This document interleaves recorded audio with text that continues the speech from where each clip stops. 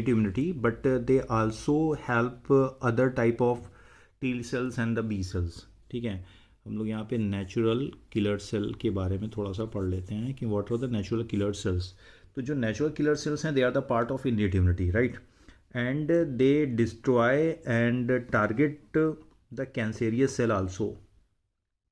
ये tumour cell को भी किल करती हैं. इसके अलावा ऐसे पैरासाइट पे अटैक करती हैं जिनकी साइज़ बैक्टीरिया से ज़्यादा बड़ी होती है.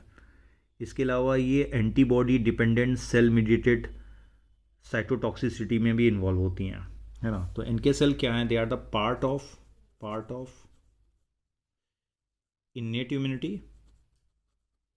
इन्नेट इम्यूनिटी वहीं पे हम लोगों ने पढ़ा भी था इसके बारे में, राइट.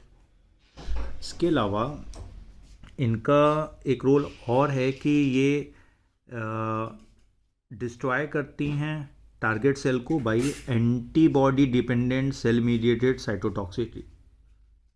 ठीक है, कैसे मारती हैं? Antibody dependent cell mediated toxicity में भी ये इन्वॉल्व होती हैं. एंटीबॉडी सेल मीडिएटेड साइटोटॉक्सिसिटी वहाँ पे भी इन्वॉल्व होती हैं. तो इनके सेल नेचुरल किलर सेल हैं. ये बॉडी में हमारे पाई जाती हैं. They are the part of innate immunity. और कहाँ इनकी लोकेशन है? ब्लड में. और ये फर्स्ट लाइन डिफेंस सिस्टम में इन्वॉल्व होंगी और दे कैन डिस्ट्रॉय द, ठीक है, ये डिस्ट्रॉय कर सकती हैं, डिस्ट्रॉय इन्फेक्टेड सेल. अब वो इन्फेक्टेड सेल चाहे वायरस से इन्फेक्टेड सेल हो या बैक्टीरिया से इन्फेक्टेड सेल हो, उनको डिस्ट्रॉय करेंगे. हमारे शरीर की जो इन्फेक्टेड सेल होगी उसको डिस्ट्रॉय करेंगी. इसके अलावा ये जो कैंसर सेल हैं उनको, वायरस सेल हैं उनको क्लियर कट ख़त्म करती हैं.